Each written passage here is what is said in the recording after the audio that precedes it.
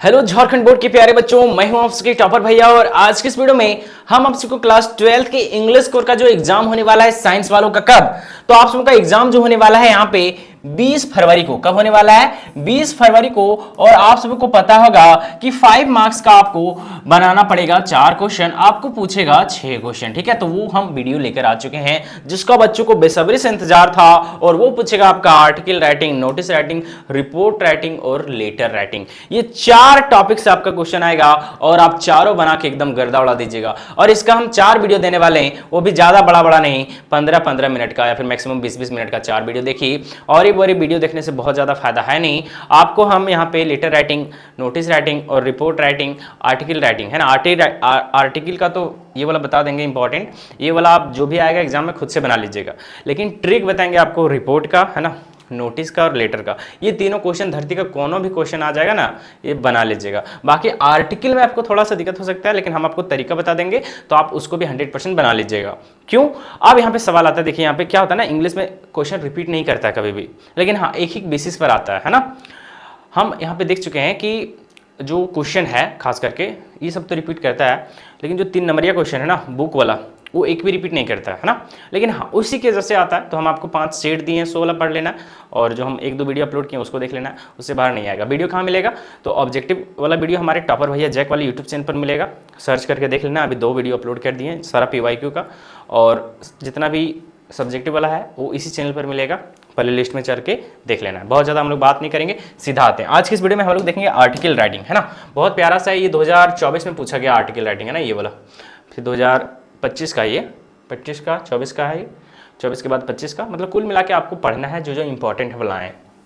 आपको हम इस वीडियो में मात्र 5 आर्टिकल राइटिंग बताने वाले हैं, 5 को रट के जाना है। ठीक है, यही आने वाला है 99%। 1% कहीं कोई चेंज भी आएगा तो आपको हम तरीका बता देंगे, उसके बाद आप आराम से बना लीजिएगा। ठीक है, चलिए अब हम लोग देखते हैं आज का जो ये पहला आर्टिकल है, वो कहता है effect of mobile phone in student life.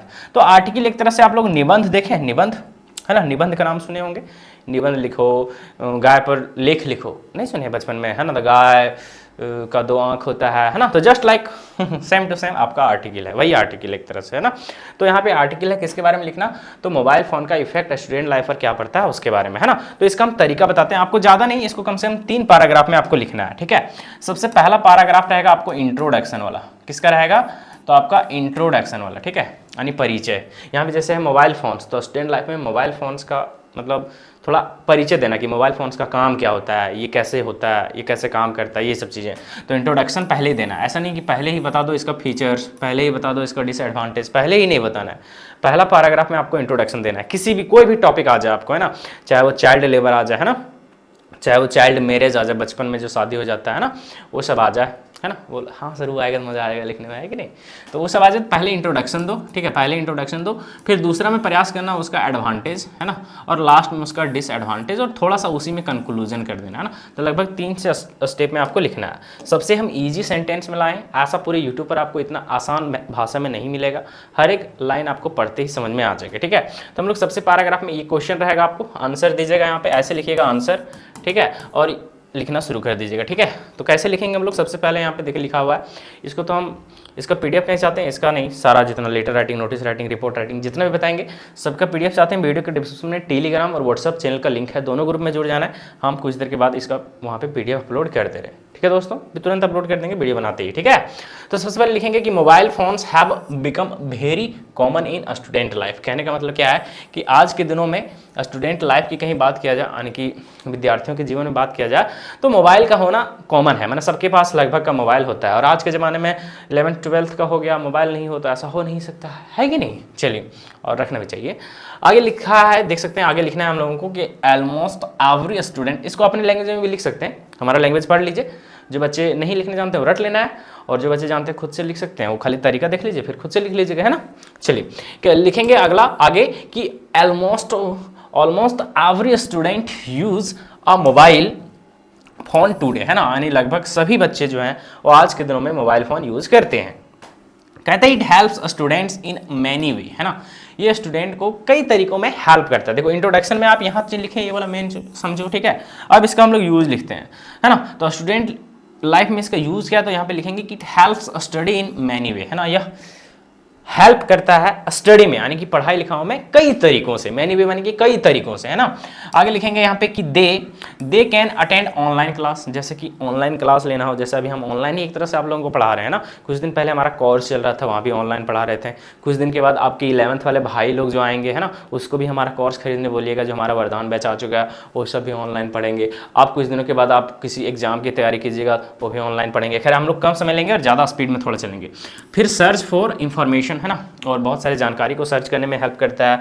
और वॉच एजुकेशनल वीडियोस, और पढ़ाई की वीडियो में देखने को हेल्प करता है। एंड कंप्लीट असाइनमेंट्स इजीली, और असाइनमेंट को ईजी से कंप्लीट करने में थोड़ा सा हेल्प करता है ना।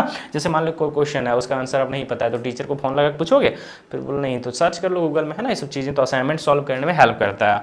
आगे कहता है mobile phones also help students stay in, क्या बोलता है, touch with teacher and friends, है ना। और साथ में ये जो हेल्प करता है स्टूडेंट का फ्रेंड और टीचर्स के संपर्क में, टच मतलब कि उसके संपर्क में रहना, है ना। कि कुछ भी दिक्कत हो सर को मैसेज कर दो। जैसे अभी इंग्लिश का वीडियो हमारा नहीं आ रहा था, है ना, कल नहीं अपलोड किए थे हम इंग्लिश का वीडियो, आज भी सुबह से नहीं आया था। बच्चे लोग परेशान है कि हमारा मास्टरवा करने चल गया पप्पा, है कि नहीं। तो आप लोग टच में थे हमारे, तो मैसेज कर करके परेशान कर दिया। हमको लगता है कि 1000 से ज़्यादा मैसेज आ गया है ना। अब हम खाली रिप्लाई देते हैं, पता है हमको लगता है 3 घंटा 3 आवर लगता है खाली रिप्लाई देने में, बैठते हैं आराम से, है ना।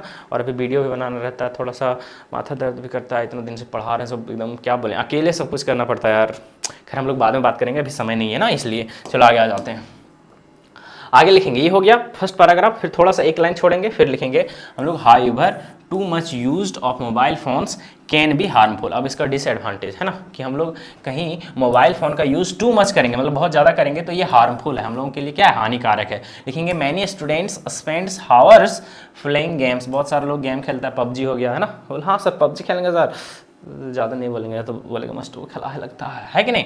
और यूजिंग सोशल मीडिया, है ना, जैसे इंस्टाग्राम तुम लोग चलाते हो, तुरंत जैसे कमेंट में आके बोलता कि बबीता इंस्टा आईडी अपना दो ना, तुम्हारा क्या नाम है कि नहीं। तो उसी तरीके से सोशल मीडिया में बर्बाद हो गया सबको, है कि नहीं। और सबसे ऊपर में तुम लोग का नाम है आधा स्टूडेंट।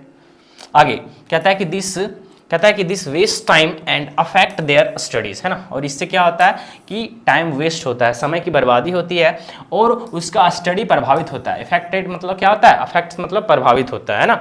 आगे कहता है कि overuse of mobiles phones can also cause eye problem, है ना। और बहुत ज़्यादा मोबाइल देखने के कारण आई प्रॉब्लम भी होता है ना। अभी देखो डबल बैटरी का नाम सुना तुमने, हाँ डबल बैटरी मतलब क्या होता है पता है, हाँ। तो उसके कारण क्या होता है कि बहुत ज़्यादा मोबाइल देखने के कारण आँख में चश्मा लग जाता है, क्या लग जाता है, चश्मा लग जाता है। उसके बाद फिर फोटो खिंचाने के टाइम बोले चश्मा रखो थोड़ा फोटो खिंचाएंगे, है कि नहीं। तो पहले से सुधर जाओ। बहुत ज़्यादा आप लैपटॉप यूज़ करते हैं या फिर चलो फ़ोन पढ़ने में ही यूज़ करते हैं, तो पहले ही आता है क्या बोलते हैं उसको, ब्लू कट लेंस वाला कुछ चश्मा आता है, ठीक है। हम भी रखे हैं, जल्दी यूज़ नहीं करते, तो उसको यूज़ करो, है ना। जैसे लग रहा है कि हम बहुत ज़्यादा पढ़ाई कर रहे हैं ऑनलाइन, या फिर बहुत ज़्यादा मोबाइल भी देख रहे हैं, तो उस पहले ही सेफ्टी रखो, है ना। क्या कि क्या होता है वो जो ब्लू कट जो लेंस वाला चश्मा आता है, वो प्रभावित नहीं करेगा आपको आँख को, है ना, हेल्प कर देगा सारा रेडिएशन वगैरह से, तो आँख कभी नहीं खराब होगा, है ना। ज़्यादा नहीं 500-600 लगता है, तो अभी मंगा लो, 5000 लगाने से अच्छा है ना। चलो आगे यहाँ पे क्या बोलता है, यहाँ पे आगे देखना है, ठीक है। आगे हम लोग को लिखना है यहाँ पे कि आपका हैजी एंड लेक ऑफ स्लीप, है ना। और इसके कारण क्या होता है कि आप ज़्यादा मोबाइल देखिएगा तो अच्छे से नींद नहीं आता है, लगेगा मोबाइल बहुत सारा स्टूडेंट का ऐसा होता है कि लास्ट को सोने के टाइम मोबाइल में रील्स देखेगा आधा घंटा, और देखते देखते सो जाएगा, है कि नहीं। और कहीं मोबाइल नहीं नजर आएगा तो एकदम छटपटाएगा ना, चार्ज नहीं रहेगा तो, और कैसे रिचार्ज नहीं हो फ़ोन तो लगेगा बेचैनी की, लगता है कि उसका जेनी लगेगा कि उसका गर्लफ्रेंड भाग गया है छोड़ के, है कि नहीं। आ गया जो ऑनलाइन है कुछ बोल देंगे देखो, तो गलत ठीक बात नहीं है कि नहीं। आगे क्या लिखेंगे students may become addicted to their phones, है ना। और इसके कारण क्या होता है कि फोन्स के कारण स्टूडेंट एडिक्ट हो जाता है उसका, है ना। कि वही अभी जो बोले कि रह नहीं पाएगा, लगेगा गर्लफ्रेंड भाग गई, ऐसा बेचैनी आएगा, है कि नहीं। हाँ तो क्या है ना कि हम लोग देहाती हैं, तो हम लोग देहाती भाषा थोड़ा बोला जाता है मुँह से, है ना, तो हो जाता है। And loss focus of their goals, है ना। और इसके कारण क्या होता है कि वो उसका जो गोल रहता है उस पर वो फोकस अच्छा से नहीं कर पाता है, ठीक है। ये हो गया। लास्ट संज्ञा में हम लोग लिखेंगे कि mobile phones are good if use in proper way, है ना। मोबाइल फोन्स भी अच्छे हैं कब, जब उसका सही तरीके से प्रॉपर वे से उसका इस्तेमाल हो सके, ठीक है। लिखेंगे स्टूडेंट्स शुड यूज देम आपका mainly for study and limit their screen time, है ना। स्टूडेंटों को चाहिए, क्या चाहिए कि वो फ़ोन का यूज़ सिर्फ पढ़ाई करने के लिए करे, और एक लिमिट स्क्रीन टाइम कर देना कि इतना ही हमको देखना है। जैसे सोशल मीडिया देखना है तो आधा घंटा ही देखना है रील्स, उसके बाद नहीं देखना है ना। तो ये चीज़, और आगे यहाँ पे parents and teachers should guide them, है ना। और जो पेरेंट्स हैं टीचर्स हैं उसको थोड़ा सा गाइड करना चाहिए कि कम फ़ोन देखो, देखना है तो थोड़ा देखो लेकिन कम देखो, है ना।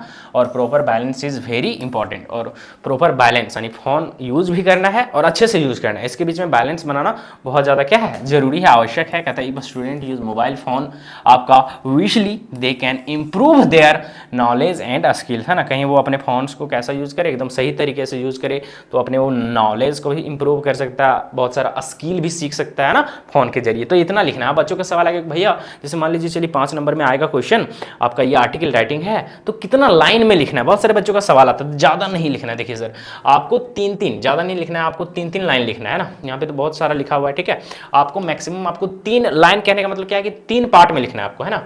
देखो यहाँ पे एक लाइन जैसे यहाँ से यहाँ तक हो गया, एक लाइन हो गया, ठीक है। दूसरा लाइन देखो यहाँ पे यहाँ से यहाँ तक शुरू हुआ है, देखो दूसरा लाइन यहाँ तक हो गया। तीसरा लाइन देखो यहाँ से यहाँ तक शुरू हुआ है, यहाँ तक, है ना। तो मैक्सिमम आपको 3 लाइन लिखना है, ठीक है। आप जानिएगा तो थोड़ा 5 लाइन भी लिख सकते हैं ना, लेकिन मिनिमम आपको 3 लाइन इसमें, है ना। मतलब 3 पैराग्राफ है तो 3-3 9 से 10 लाइन, आपको 10 लाइन लेके चलना है, ठीक है। इंट्रोडक्शन में 2 से 3 लाइन नहीं लिख सकते हो, चलेगा। 3 लाइन इंट्रोडक्शन में हो गया और कम से कम 4-4 लाइन नीचे दोनों में लिख देना, तो 8 और 10 लाइन हो जाएगा, है ना। इससे ज़्यादा नहीं भी लिखोगे चलेगा, कम से कम इतना लिखना है, तब 5 नंबर आपको मिल जाएगा। 10 लाइन में 5 नंबर, ठीक है। दूसरा देखिए यहाँ पे चाइल्ड मैरिज आता है, इंपॉर्टेंट है, ठीक है। APYQ में एक बार पूछा गया है। चाइल्ड मैरिज के बारे में हम लोग सिंपल वे में लिखेंगे, है ना, कि बचपन में जो शादी हो जाता है तो पहले इसका इंट्रोडक्शन लिखेंगे। तो इंट्रोडक्शन कैसे लिखेंगे, तो लिखेंगे यहाँ पे कि चाइल्ड मैरिज मीन्स आपका कि यहाँ पे मैरिंग अ बॉय और girl before the legal age, है ना। चाइल्ड मैरिज मतलब क्या होता है, यानी बाल विवाह हिंदी में जिसको बोलते हैं। उसका मतलब ये होता है कि आप या तो लड़के का या फिर लड़की की शादी कब कर दे रहे हैं, तो एक लीगल एज से पहले। जैसे हर एक जगह का अपना अपना एक खास एज होता है। जैसे भारत में कितना एज है कि कम से कम लड़के का एज जो होना चाहिए 21 होना चाहिए, लड़की का एज 18, उससे पहले कर रहे हो तो फिर केस हो जाएगा, ऐसा कुछ, है ना। वही आगे लिखा है कि in India the legal age for आपका marriage is 21 years for boys and 18 years for girls. देखो इंट्रोडक्शन हो गया ना यहाँ से यहाँ तक। पहले इंट्रोडक्शन कि चाइल्ड मैरिज का मतलब क्या होता है, इसको समझाएगा तब ना लिखेगा। ऐसा नहीं कि child marriage is not good, पहले नहीं लिख देना, पहले इंट्रोडक्शन देना है ना। इसलिए कोई भी टॉपिक है पहले इंट्रोडक्शन दो, उसके बारे में जो भी जानते हो लिख दो, है ना। लिखें, फिर आगे लिखेंगे कि child marriage is still seen in some poor and rural area, है ना। खास करके जो बाल विवाह होता है वो जनरली कहाँ देखा जाता है, सीन मतलब देखा जाता है कहाँ पे, तो some poors and rural area. Rural area और पुअर एरिया यानी कि जो गांव घर के लोग होते हैं, जहाँ गरीबी होता है वहाँ पे, है ना। आप शहरों में देखिएगा तो बुढ़ी 25 साल हो गया, 28 साल हो गया, विवाह नहीं हुआ, है ना। गांव घर में देख रहा 10वीं पास कर गली ब्याह कर देकर, है कि नहीं। तो ये सब चीज़ें होता है जो सही नहीं है। कम से कम मेरे अनुसार से देखा जाए तो एक बॉयज़ का एज कम से कम 25 ईयर में मैरिज होना चाहिए, जो बेस्ट है ना। कोई ठिकाना नहीं हमारा पहले ना हो जाए, है कि नहीं। तो ये 25 ईयर होना चाहिए, और गर्ल्स का कम से कम 20 एज होना चाहिए। अब बोलता है सर 20 साल में शादी नहीं होता सर, तो 20 साल 1 महीने में तो होगा ना शादी। तो ये है गर्ल्स का एज। ये बॉयज़ का एज कम से कम इसमें से डिफरेंस हो, अच्छा लगेगा, है ना। कम से कम 3 साल का डिफरेंस चाहिए दोनों के में, है ना। तो ये आपका 22 भी हो तो चलेगा, है ना, ताकि अच्छा हो। बाकी फिर अपना पर्सनल ओपिनियन आप सबका रहता है ना। चलो आगे लिखेंगे यहाँ पे कि child marriage is still seen in some poor and rural area, ये तो हो गया। आगे लिखेंगे कि यहाँ पे पॉवर्टी, लेक ऑफ एजुकेशन, है ना, and old traditions are the main reason for this problem, है ना। और इसका मेन रीजन क्या है, यहाँ पे कहता है कि जो पॉवर्टी होता है, एक तरह से गरीबी होता है, वो किसके कारण होता है, तो शिक्षा की कमी के कारण होता है ना। लोग अशिक्षा के कारण पता नहीं रहता उसको, है ना। और कुछ ओल्ड ट्रेडिशन भी है, जैसे बहुत सारी पुरानी मान्यता भी है कि नहीं तुरंत शादी कर दो, ज़्यादा दिन तक नहीं रखो बेटी को घर में ना, बहुत सारी मान्यता है ना। तो इसी के कारण क्या होता है, बाल विवाह होता है, यानी कि समय से पहले, है ना, चाइल्ड मैरिज हो जाता है ना। और एक रीज़न और भी है, जैसे मान लो लड़की हो गई, मान लो 10th पास कर गई, 11th में या फिर 12th में, है ना, तो घर वालों से ज़्यादा परेशान गोतीवन हो जाता है, बेटिया कर लग लो सदिया कहना कर भी, है कि नहीं। तो ये भी एक फैक्टर है, वो भी लिख सकते हो कि ड्यू टू नाइबर्स, है कि नहीं। मैंने बोलते नाइबर्स में पड़ोसी को बोलते जी, तो वो भी रीजन है। चलो आगे, ये हो गया। अब अगला स्टैंजा में हम लोग लिखेंगे इसका कुछ एडवांटेज डिसएडवांटेज। तो लिखेंगे यहाँ पे कि child marriage is harmful for children, है ना। डिसएडवांटेज में लिखेंगे यहाँ पे कि चाइल्ड मैरिज जो है वो बच्चों के लिए हार्मफुल है ना। वो यूजफुल नहीं है, उपयोगी नहीं है, बल्कि बहुत ज़्यादा खतरनाक है। क्यों? क्योंकि यहाँ पे लिखेंगे कि स्पेशली गर्ल्स, है ना, खास करके गर्ल्स के लिए सबसे ज़्यादा प्रॉब्लम है। लड़का लोग तो वैसे सुंदर रहता है कि नहीं, तो सर लड़का लोग, आप भी तो लड़का है कि नहीं, तो फिर समझो। तो खास करके लिए लड़कियों के लिए बहुत ज़्यादा इफेक्ट होता है ना, क्योंकि उसके बर्थ में प्रॉब्लम करता है ना। जो बेबी होता है समय से पहले अच्छा से ग्रोथ नहीं हो पाता है ना। तो खैर बायोलॉजी का टीचर है नहीं तो और अच्छा से बताते हैं, है ना, आता है बताने, कोई बात नहीं, अगला दिन पढ़ा देंगे। आगे कहता है कि इट स्टॉप्स देम फॉर आपका गोइंग टू स्कूल एंड आपका अचीविंग देयर आपका ड्रीम्स, है ना। और खास करके सबसे बड़ा रीज़न यहाँ पे ये कि लड़की के जैसे शादी हो गया है ना, तो शादी होने के बाद गई है तो खाना बनाना है, बहुत सारी जिम्मेवारी है ना। और लगभग ससुराल जाने के बाद बच्चे लोग पढ़ नहीं पाते हैं ना, खासकर लड़कियां लोग, तो बहुत ज़्यादा समस्या होता है उनको, है ना, अपने ड्रीम्स को पूरा नहीं कर पाते हैं। अब होते कमाने साल अगर सर ड्रीम्स लड़की लोग का वही रहता है सर, आगे नहीं बोलेंगे ना तो फिर कुछ ज़्यादा हो जाएगा। आगे क्या बोलता है कि youngs girls are not physically and आपका मेंटली रेडी फॉर आपका मैरिज, है ना। देख सकते हैं खासकर जो यंग यानी कि जो 18 साल की लड़कियां होती, 17 साल की लड़कियां होती, 16 साल की लड़कियां होती, वो ना ही मेंटली और ना ही फिजिकली, अरे ना ही वो शारीरिक रूप से और ना ही मानसिक रूप से वो क्या होती है, तो मैरिज के लिए रेडी होती है, ना ही तैयार होती है। जैसे मान लो आपका एज में हो गया 16 साल में, और कोई कहीं मान लो सास कुछ बोल दी तो फिर ओकरे लपेट रही है कि नहीं, तो कम एज है, उस एज में कोई कहीं बोल देगा चिड़चिड़ायल जैसा लगता है कि नहीं। हाँ वही 21-22 साल एज हो तो थोड़ा सा समझ आता है। मान लो कोई सास ससुर बोल भी दिया तो छोड़ो यार, है ना। 17 साल की लड़की को कहीं कोई बोल दे, इतना हिम्मत है बोल दे भी तो, है कि नहीं, झटो पकड़ के मार बा। चलो आगे आ जाओ। आगे लिखेंगे हम लोग कि it can cause health problem, है ना। और इसके कारण ये भी होता है कि कहीं शादी कर दिया जाता है तो हेल्थ प्रॉब्लम भी आता है। जैसे कम एज में बच्चा हो गया, ठीक से माँ बीमार रह रही है, बच्चा, है ना, ठीक से माइंड उसका स्लो है ना, ये सब रीज़न रहता है कम एज में शादी होने का, है ना। आगे कहता है कि एंड इमोशनल स्ट्रेस, है ना। और वो साथ ही क्या होता है, बहुत ज़्यादा तनाव आ जाता है। आप लोग देखे होंगे अभी कि मान लो सास ससुर थोड़ा सा बोल दिया, फांसी लगा लिया, है ना। तो इस सभी बहुत ज़्यादा मतलब थोड़ा सा ये है, तो प्रयास कीजिए, घर वाले हैं तो थोड़ा उसको समझाइए कि बिलीव ऑन मी, है ना। और लक्षण को सुधार के रखना है, ये लक्षण भी खराब रहने के चक्कर में आदमी ब्याह कर देता है। आगे आ जाओ।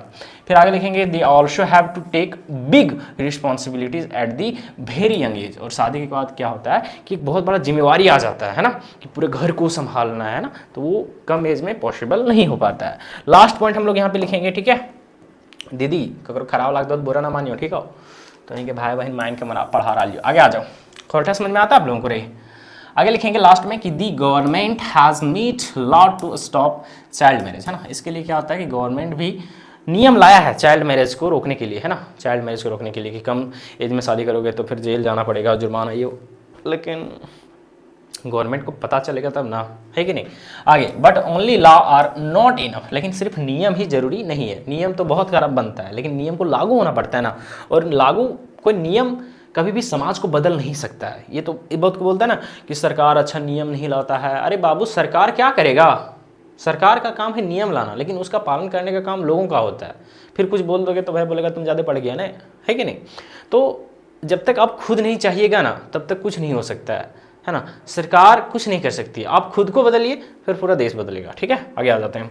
फिर आगे यहाँ पे लिखेंगे कि people must understand that every child has the right to education and happy childhood, है ना। और यहाँ पे लोगों को, पीपल को भी समझना चाहिए कि अंडरस्टैंड मतलब समझना चाहिए क्या चीज़, कि एवरी चाइल्ड यानी हर एक बच्चे को राइट यानी अधिकार है किस चीज़ का, पढ़ने का और अपने बचपन को खुशी खुशी जीने का। अब लड़की 10th में भी थोड़ा सा मस्ती कर रही है, लड़का लोग बाप माँ उसका शादी कर दिया, फिर कहाँ थोड़ा सा मस्ती की, है कि नहीं। बच्ची बच्ची बच्ची बच्ची में सब कुछ हो गया। आगे फिर यहाँ पे लिखेंगे कि society should work together to end the harmful practice, ठीक है। बस इतना लिखेंगे, बहुत मस्त से आपको फुल का फुल नंबर मिल जाएगा, एक भी नंबर नहीं कटेगा, ठीक है। आगे तीसरा आता है ग्लोबल वार्मिंग, जो आज की सबसे बड़ी समस्या है, 4G 5G, है ना। लेकिन हाँ जहाँ तक टेक्नोलॉजी बढ़ा है, लेकिन उसके साथ साथ बहुत सारा ग्लोबल वार्मिंग भी बढ़ा है ना। तो आगे हम लोग इसके बारे में लिखेंगे। सबसे पहले इंट्रोडक्शन कि ग्लोबल वार्मिंग है क्या, तो लिखेंगे global warming is the increase in the earth's temperature, है ना। कि ग्लोबल वार्मिंग एक तरह से क्या होता है कि अर्थ के टेम्परेचर के बढ़ने से इंक्रीज करता है ना, यानी कि पृथ्वी के गर्मी को, ताप को बढ़ने से इंक्रीज करता है। फिर आगे लिखेंगे it happens because of population, है ना, कटिंग ऑफ ट्री, जिसका रीजन क्या है, तो पॉपुलेशन, जनसंख्या जो एकदम बढ़ रहा है, सो है ना, खैर उतना बढ़ेगा नहीं यार, जनसंख्या गजब है, बच्चे लोग हम दो हमारे दो वाला फॉलो करना है ना, अब 2 हैं तो 2 को रखिए, लेकिन अभी भी 4-5 को हो रहा है तो गलत है।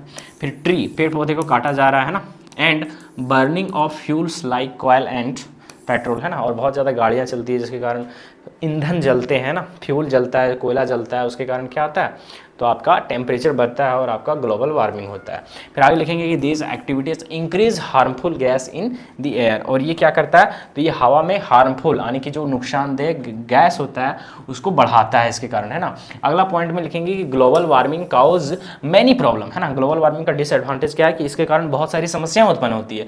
लिखेंगे यहाँ पे कि जैसे ग्लेशियर पिघल रहा है ना, glacier are melting, sea level are rising, है ना, समुद्र का लेवल ऊंचा होते जा रहा है, बढ़ता जा रहा है ना समुद्र का स्तर, एंड आपका वेदर इज आपका चेंजिंग, और समय समय पर क्या हो रहा है कि मौसम बदल जा रहा है ना, अभी समय पर वर्षा नहीं होता है, समय पर और कुछ नहीं होता है ना, ये सब चीजें इसका साइड इफेक्ट है। आगे लिखेंगे कि sometimes there are heavy rains, है ना, कभी कभी देखा जाता है कि एकदम मतलब हद से ज़्यादा वर्षा हो गया, और कभी कभी पता चल रहा है कि सूखा पानी नहीं गिर रहा है ना, तो ये सब चीज़ें हैं कि वेदर अच्छा से काम नहीं करता है ना, और क्या होता है कि आपका फ्लूड्स हो जाता है, जैसे बाढ़ आ जाता है ना, और आपके ड्रट्स हो जाता है, एंड आपका क्या हो जाता है, तो हीट वेव्स हो जाता है ना, और वेव्स गर्म हो जाता है। इट ऑल्सो अफेक्ट, कहता है it also affects animals, plants and आपका ह्यूमन हेल्थ, और ये क्या करता है, तो यहाँ पे इफेक्ट डालता है, प्रभावित करता है किस किस चीज़ को, तो एनिमल्स को, प्लांट्स को भी, और ह्यूमन हेल्थ यानी मानव के भी स्वास्थ्य को। लास्ट में लिखेंगे यहाँ पे 2 पॉइंट थोड़ा सा ही बड़ा है ना, कोई बात नहीं है, लिखेंगे कि we must take a step to reduce global warming, और हम लोग यहाँ पे ग्लोबल वार्मिंग को क्या कर सकते हैं, तो कम कर सकते हैं, रिड्यूस कर सकते हैं, जीरो तो नहीं कर सकते लेकिन कम कर सकते हैं कुछ स्टेप को लेके, है ना, कुछ कदम उठा के। जैसे तो कहता है कि वी शुड आपका प्लांट मोर ट्री, जैसे हम लोग अधिक मात्रा में पेड़ पौधे लगाकर, एंड स्टॉप कटिंग फॉरेस्ट, और जो फॉरेस्ट दिनों दिन कट रहा है उसको थोड़ा रोकथाम करके, है ना, और we should save electricity and use public transport to reduce pollution, है ना।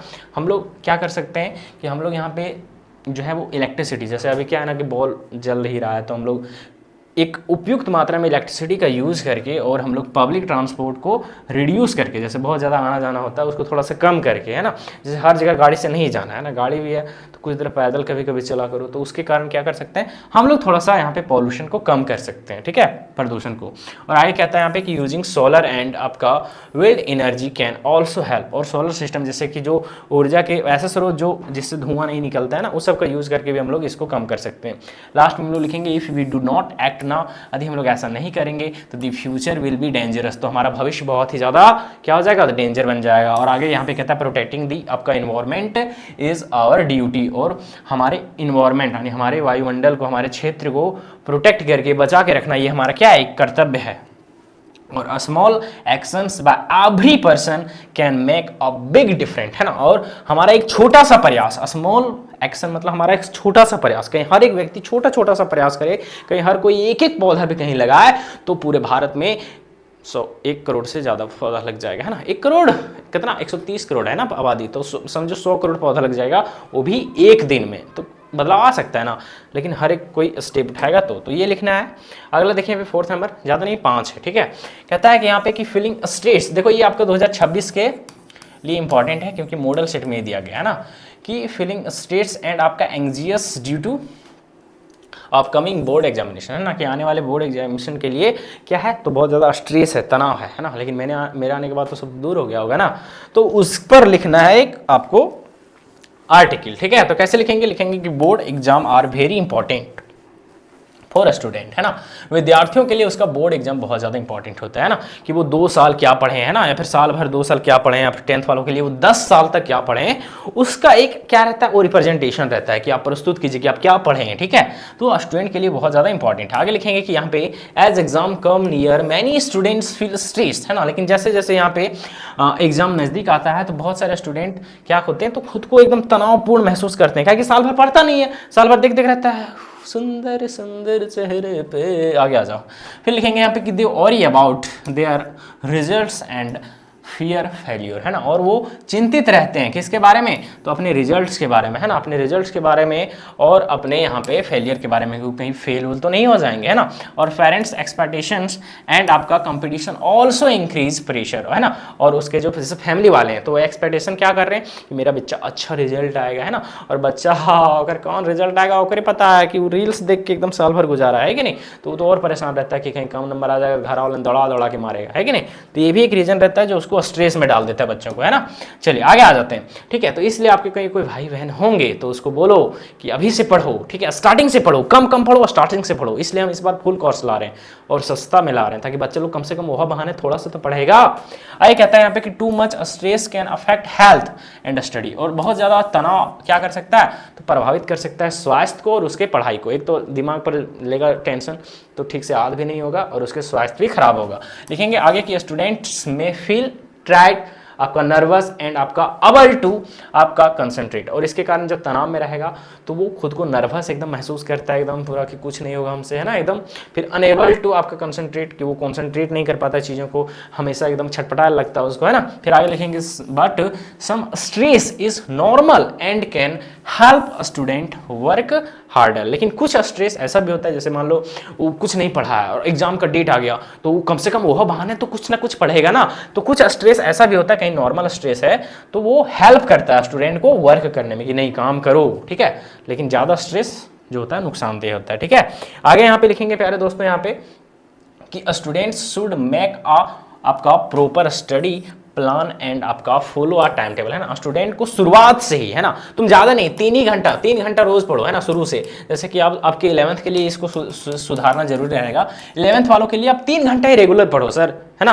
लेकिन हाँ साल भर पढ़ो, ऐसा नहीं है कि 9 महीना कॉपियों नहीं उल्टाया और 3 महीना एकदम 10-10 घंटा पढ़ रहा है ना, नहीं वैसा नहीं करो। 3 घंटा ही पढ़ो, शुरू से पढ़ो सर, गर्दा उड़ा दोगे लास्ट में, है ना। चलो आगे, तो वही कहते हैं आप कि उसको एक प्रॉपर स्टडी प्लान के साथ पढ़ना चाहिए और एक यहाँ पे फॉलो करना चाहिए एक टाइम टेबल को। आगे कहता है कि रेगुलर रिविजन एंड आर्ट का प्रैक्टिस कैन इंक्रीज कॉन्फिडेंस, है ना। उसका प्रत्येक दिन उसको रिविजन करना चाहिए। स्टार्टिंग में आप समझो कि कहीं प्रैक्टिस करता, रोज एक क्वेश्चन याद करता तो उसको कम से कम 300 क्वेश्चन याद हो जाता, है ना। और हम भी बताते हैं तो मैक्सिमम कितना क्वेश्चन बताते हैं आपको, कम 100 क्वेश्चन बताते हैं, उसी के अंदर आता है। तो 300 क्वेश्चन तुम पढ़ोगे तो हमरो पढ़ा दोगे उल्टी, है कि नहीं। तो ये सब चीज़ें हैं वही यहाँ पे कहता है कि रेगुलर प्रैक्टिस करना चाहिए उसको, है ना, वो कॉन्फिडेंस बढ़ता है। आगे लिखेंगे हम लोग कि they should take short break, है ना, उसको छोटा सा ब्रेक लेना चाहिए, है ना, पढ़ते पढ़ते। फिर उसको यहाँ पे ईट हेल्थी फूड, उसको अच्छा खाना खाना चाहिए, है ना, जैसे अच्छा खाना, जैसे दाल भात खाओ, पापड़ खाओ, ये सब ठीक है ना, फल फ्रूट खाओ। हाँ कभी कभी जैसे अभी शादी का बहन बोल रहे, मतलब शादी का सीजन आया है ना, तो किसी की बहन की शादी होगी, किसी की दीदी की शादी होगी, किसी भाभी की शादी होगी, किसी भैया की शादी होगी, तो वहाँ जाओ और लपेट दो एक दिन, है कि नहीं, उचार के एकदम पूरा मस्ती से आखा दिन लपेटो वो सब भी, लेकिन हेल्दी वाला खाना खा थोड़ा सा, है ना। तो ये सब चीज़ें हैं। एंड आपका स्लीप वेल, और अच्छा सा नींद लो, है ना। लास्ट में थोड़ा कम सोएगा, 5 घंटा तो चलेगा, है ना। अभी क्या बोलें आप लोगों को, है ना, माथा इतना फटता है ना, लेकिन फिर भी मेहनत करते हैं। हम कितना घंटा सो रहे हैं अभी, 3 से 4 घंटा, है ना। रात को 3 बजे लगभग सोते हैं, 2 तो बज ही जाता है, और यहाँ पे 6 बजे उठ जाते हैं, है ना। और फिर दिन भर नोट्स लिखो, काम करो, थंबनेल बनाओ, है ना। तो ये सब चीज़ें हैं। खैर जो भी है, आप लोगों का प्यार मतलब बहुत ज़्यादा है, सपोर्ट ही हद से ज़्यादा है यार, कि लगता है नहीं मत ही सो, क्या फ़र्क पड़ेगा, है कि नहीं। आगे यहाँ पे कहता है कि आगे हम लोग लिखेंगे यहाँ पे कि टॉकिंग टू, है ना, पेरेंट्स और teachers can also help reduce stress, है ना। और आपको कहीं बहुत ज़्यादा तनाव आ रहा है तो आप घर वालों से बात कीजिए, है ना। पापा मम्मी तो लपेट देगा, तो दीदी से बात करो, है ना, कोई बहन होगी सो, है ना, भाई से बात करो, जैसे बड़ा भैया है तो उसको बताओ। हाँ बहुत ज़्यादा तो कोई टीचर जो फ्रेंड लाइक है ना, तो उसको बात करो, है ना, कि भैया हमको अच्छा नहीं लग रहा है, क्या करें, है ना, तो कुछ सलाह देंगे। तो ये सब चीज़ें जरूरी होता है, ठीक है। आगे हम लोग यहाँ पे क्या लिखेंगे, आगे लिखेंगे यहाँ पे कि स्टूडेंट मस्ट रिमेंबर दैट आपका exams are only a part of life, है ना। और स्टूडेंट को कम से कम ये पता होना चाहिए कि एग्जाम ही सब कुछ नहीं है, इतना स्ट्रेस नहीं लेना चाहिए, है ना, कि एग्जाम बस एक जीवन का लाइफ है, मतलब जीवन का एक पार्ट है, एक भाग है। इसके अलावा भी बहुत सारा काम है ना। ऐसा नहीं कि तुम 12th का एग्जाम दे दोगे तो ऐसा नहीं कि तुम्हारा काम ही खत्म हो जाएगा, है ना। धरती के बहुत सारे एग्जाम देने बाकी हैं, धरती में बहुत कुछ करना बाकी है ना। आगे हम लोग लिखेंगे with hard work and positive thinking they can do their best, है ना। और वो कठिन मेहनत करके, है ना, हार्ड वर्क करके और पॉजिटिव थिंक, है ना, अच्छा सोच करके कि नहीं छोड़ दो, है ना, हम भैया हैं वो पढ़ा देंगे, बहुत अच्छा रिजल्ट आएगा, है ना। ये पॉजिटिव थिंकिंग करके वो खुद को क्या बना सकता है, तो कैन डू देयर बेस्ट, वो अपना अच्छा दे सकता है, अपने आप को बेस्ट बना सकता है। लास्ट में हम खुद से ये दिए हैं ना, जैसे अभी AI बहुत ज़्यादा यूज होता है, आर्टिफिशियल इंटेलिजेंस के बारे में, ठीक है, क्योंकि हम खुद से दिए हैं इसको, है ना, हमको लगा कि चलो इस बार कहीं पूछ दे कि एआई पर, आर्टिफिशियल इंटेलिजेंस पर आप लिखिए, तो ये हम खुद से दिए है ना, तो इसको ज़्यादा रट के एकदम थोड़ा सा जाना है, ठीक है, देख लेना है। तो हम लोग यहाँ पे लिखेंगे आर्टिफिशियल इंटेलिजेंस और एआई, जिसको एआई बोलते हैं आज के ज़माने में, है ना, is a technology that allow machines to आपका think and work like humans, है ना। देखो जो आपका एआई है, यानी कि आपका आर्टिफिशियल इंटेलिजेंस है, वो कहता क्या है, तो वो एक तरह का टेक्नोलॉजी है, एक तकनीकी है, जो क्या करता है, जो एलो करता है मशीन्स को, है ना, मशीनों को अलाउ करता है, आदेश देता है क्या चीज करने का, तो थिंक करने का, एंड वर्क लाइक ह्यूमन, है ना, वो सोचने का आदेश देता है कि तुम सोच सको, मशीन हो फिर भी सोचो, गजब, और वो ह्यूमन के जैसा काम करो, है ना। ह्यूमन क्या काम करता है, तो मान लो कुछ भी काम करता है तो वो कौन कर सकता है, मशीन कर सकता है, और वो किसके कारण हो सकता है, तो वो एआई के कारण ही हो सकता है, ठीक है। चलिए आगे, जैसे आदमी का काम क्या होता है, बहुत सारी चीज़ों को याद करना, आदमी अभी बना दिया लैपटॉप, है ना, और कुछ बना दिया, तो वहाँ पे सब कुछ पहले से रहता है आपका अपडेट। पहले आदमी रखता था, अकाउंट्स वाला को रखता था, एक आदमी जो सर एक चीज़ को नोट करता था, है ना, अभी क्या हो जाता है, कितना इनपुट आउटपुट हुआ, ऑटोमेटिक सारा डिटेल्स हो जाता है, तो बहुत सारी चीज़ें हैं जो एआई काम करता है ना। आई कहता है AI used in many thing like smartphone, जैसे स्मार्टफोन में भी एआई आ गया, ये हमारे ये जो बोर्ड है उसमें भी एआई आ गया है, ठीक है। आगे आगे यहाँ पे कहता है कि आपका कंप्यूटर्स में भी एआई है, रोबोट्स में भी एआई है, और आगे कहता है यहाँ पे कि voice assistants and online recommendations are examples of AI. जैसे आप लोग अभी जैसे मान लो आप कॉल लगाए, है ना, तो वहाँ पे खुद बोलता है कि आप कहीं यहाँ पे जैसे सपोज करो कि तुम्हारा फ़ोन जो है वो कहीं पैसा कट गया तुम्हारे अकाउंट से, है ना, तो कहीं कस्टमर केयर को तुम फ़ोन करोगे तो बोलेगा कि अकाउंट कटने के लिए 1 दबाएँ, है ना, उससे बात करने के लिए 2 दबाएं, ऐसा कुछ करता है, तो वो एआई ही करता है ना, वो तो कोई आदमी लगा नहीं रहता वहाँ पे, है ना। तो वही चीज़ है जो एग्जांपल्स है किसका, एआई का, ठीक। आगे हम लोग लिखेंगे कि एआई आपका makes our work easier to fast and faster, है ना, एआई हमारे काम को स्पीड करता है और ईजी यानी आसान बनाता है। कहता है कि इन schools it helps students learn through smart apps, है ना, और एआई के कारण क्या होता है कि स्मार्ट ऐप्स का यूज़ करके क्या होता है कि बच्चों को पढ़ने में हेल्प मिलता है। जैसे अभी हम नया नया लिए हैं तो हम ज़्यादा यहाँ पे एआई का यूज़ नहीं करते हैं ना, लेकिन हाँ एआई किससे क्या हो सकता है कि आपको हम जो यहाँ पे बोल रहे हैं, है ना, कि तुम दौड़ते हुए जा रहे हो, तो एआई यहाँ पे दिखाएगा कि कोई चीज़ दौड़ रहा है ना, तो वो माइंड पर थोड़ा ज़्यादा असर दिखाता है ना, यानी प्रैक्टिकल चीज़ें होता है थ्योरेटिकल के साथ, है ना, तो वो हेल्प करता है अच्छा से पढ़ने के लिए। आई कहता है in hospitals it help doctors find disease, है ना, हाँ एआई क्या करता है, तो डॉक्टर्स को भी हेल्प करता है कुछ बीमारियों को पता करने में, है ना, लेकिन कभी कभी एआई गड़बड़ा देता है ना। आगे यहाँ पे कि in industries is improved production and save time, है ना, और इंडस्ट्री में जब एआई आ गया है तो बहुत सारा समय बचाता है और प्रोडक्शन को क्या करता है, बढ़ाता है, ठीक है।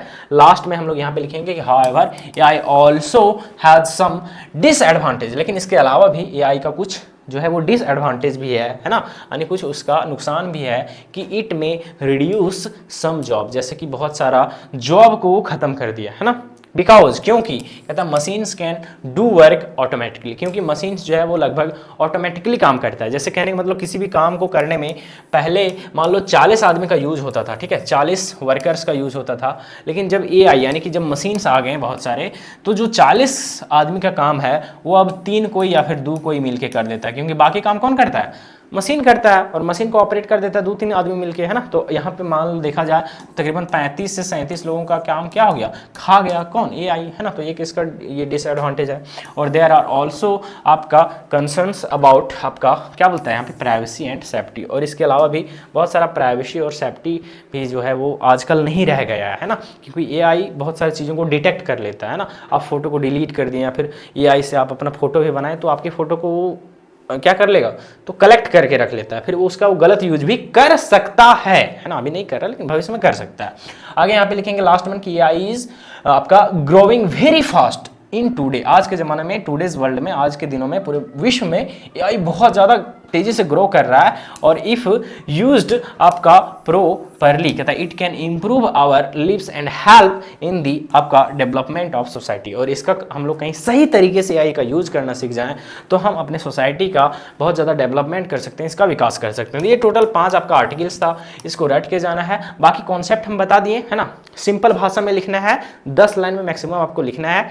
3 से 4 स्टेप में लिख सकते हैं, हम ऊपर वाला कुछ 3 स्टेप में बताएं, बाकी नीचे वाला कुछ 4 स्टेप में है, तो आप 3 या फिर 4 पैराग्राफ में आप लिख सकते हैं। एक एक लाइन बीच में यहाँ पे छोड़ना है ना जब चेंज कीजिएगा तो। पहले इंट्रोडक्शन, फिर उसका डिसएडवांटेज, फिर एडवांटेज, या फिर पहले इंट्रोडक्शन फिर उसका एडवांटेज फिर डिसएडवांटेज, है ना, और लास्ट में थोड़ा कंक्लूजन लिख देना अपना से, ठीक है। तो इतना लिखना है अभी कुछ देर में तुरंत। इसके बाद तुरंत अभी आपको नोटिस राइटिंग, आर्टिकल राइटिंग तो दे दिए है ना, रिपोर्ट राइटिंग सबसे आसान है वो सब, है ना। ये थोड़ा सा आपको लग रहा होगा भैया कैसे लिखेंगे, उसका एकदम ट्रिक बताएंगे, तो बिल्कुल भी टेंशन नहीं लेना, ठीक है। सभी दोस्तों के साथ वीडियो को शेयर कर देना है और एकदम बैठ के पूरी रट लेना है, ठीक है दोस्तों। फिर मिलते हैं तुरंत अभी आपका रिपोर्ट राइटिंग वाले वीडियो में।